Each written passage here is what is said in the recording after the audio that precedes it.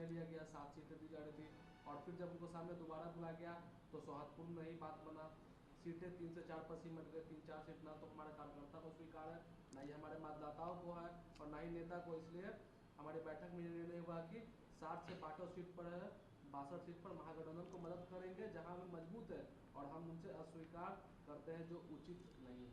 देखिए, ये इंडी गठबंधन का अंदरूनी मामला है, लेकिन मूल सवाल यह है कि आप गैर भाजपा मोर्चे की बात करते हैं, लेकिन राष्ट्रीय जनता दल के माननीय सांसद मनोज झा जी ने कल प्रेस कॉन्फ्रेंस में सीधे तौर पर कहा कि कुछ लोग आंख मिचौली का खेल खेलते हैं। वो कौन लोग हैं, ये राजद को स्पष्ट करना चाहिए, क्योंकि आपने गठबंधन के घटक दल के नियत और नीति पर ही सवाल खड़ा कर दिया।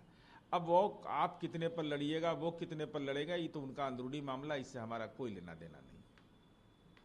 बीजेपी ने महाराष्ट्र में है, पहले सूची की जारी कर दी 99 उम्मीदवारों को, पहले वो महाराष्ट्र में। अब ये तो महाराष्ट्र के अंदर विधानसभा चुनाव है, तो भारतीय जनता पार्टी केंद्रीय पार्टी है, तो उसने अपना उम्मीदवार की घोषणा की।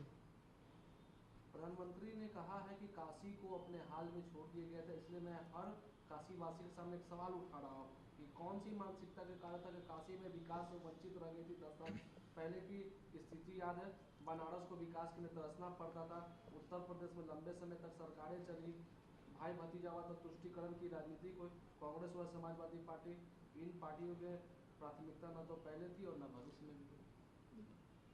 हिंदुस्तान का गौरवशाली इतिहास रहा है और आध्यात्मिक पर्यटन का यह महत्वपूर्ण क्षेत्र रहा है, और काशी, जिसको आज वाराणसी कहा जाता है, काशी तो पर्यटन का एक महत्वपूर्ण क्षेत्र रहा है। तो पर्यटन के क्षेत्र में अगर आधारभूत संरचना का विकास होगा तो स्वाभाविक रूप से उसका लाभ मिलता है। पर्यटक आते हैं, देशी विदेशी पर्यटक आते हैं, और वह भूमि तो गौरवशाली भूमि रही है। बनारस हिंदू यूनिवर्सिटी जो देश नहीं दुनिया के अंदर एक शिक्षा का मानक रहा है, तो वैसे दौर में आध्यात्मिक पर्यटन के लिए जो गंभीर प्रयास होना चाहिए था, वो प्रयास पहले नहीं हुआ। इसको अगर आदरणीय प्रधानमंत्री जी ने इस रूप से कहा है तो उसमें कहीं कोई अतिशयोक्ति नहीं है, सच को विरोधियों को कबूल करना चाहिए। कश्मीर में आतंकवादी हमला हुआ है, 3 बिहारी मजदूर की मौत हुई, कुल 7 लोग। कि कश्मीर देश का मुकुट है और जम्मू कश्मीर में लोकतांत्रिक तरीके से चुनाव हुआ है, तो स्वाभाविक है कुछ लोग को बर्दाश्त नहीं हो रहा है, तो आतंकी गतिविधियां कर कर करके निरीह लोगों की कायरतापूर्ण कार्रवाई करते हैं। लेकिन ये हिंदुस्तान है, इसका सैन्य पुरुषार्थ इतना मजबूत है कि जो भी प्रायोजित आतंकवाद कर रहे हैं वैसे लोगों को मुंह खाना पड़ेगा। बिहार में 4 सीटों पर उपचुनाव होना है, आप लोगों ने भी कल जारी कर दिया है कैंडिडेट का। उधर महागठबंधन वो भी दावा कर रहे हैं कि चारों सीटों जीतेंगे। नहीं, देखिए, अब तो चुनावी मैदान है। महागठबंधन तो लोकसभा चुनाव में भी दावा कर रहा था, हालांकि उसके बाद स्वरूप में परिवर्तन आया। अब कांग्रेस पार्टी तो राजनीतिक बीपीएल हो गई, दे दो राम दिला दो राम, देने वाला सीताराम। एक भी सीट कांग्रेस को नसीब नहीं हुआ। ये हमको चिंता का लगता है कि राष्ट्रीय पार्टी अब क्षेत्रीय पार्टी के सामने दंडवत होने के बाद भी यह राजनीतिक हालात है। गिरिराज सिंह है, वो हिंदू स्वाभिमान यात्रा पर निकले हुए हैं। भारतीय जनता पार्टी ने के प्रदेश नेतृत्व ने उस यात्रा से अपने आप को किनारा कर लिया, लेकिन ये कैसा स्वाभिमान?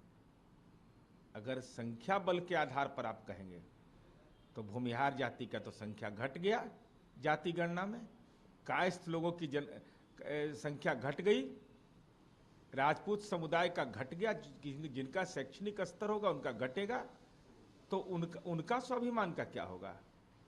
अरे स्वाभिमान तो इस बिहार का मंदिर और मस्जिद को गुलजार करने में है। लोग मजार में भी जाते हैं, मंदिर में भी जाते हैं, इबादत भी करते हैं, पूजा भी करते हैं, छठ इस्लाम मानने वाले लोग भी करते हैं, और यही तो तहजीब हमारी रही है। और ये तहजीब ही आज हिंदुस्तान का और भारत की पूंजी है। अब कौन किसका स्वाभिमान बचा रहे वो जाने। ये भी ना उन्होंने कहा कि हिंदू तब ही सुरक्षित है जब वो एकजुट होंगे। अरे भाई, एकजुट होने के लिए तो बता तो रहे हैं कि दलितों की सबसे बड़ी संख्या है, दलितों की बड़ी संख्या है। दूसरे समुदाय का कम है, इसका मतलब वो असुरक्षित हो गया। प्रधानमंत्री हिंदू, राष्ट्रपति हिंदू, अधिकतर राज्य के मुख्यमंत्री हिंदू, अधिकतर राज्य के मुख्य न्यायाधीश हिंदू, एसपी हिंदू, डीएम हिंदू, दरोगा हिंदू, शिक्षक हिंदू, तो बहुसंख्यक हिंदू है, तो बहुसंख्यक तो सुरक्षित है।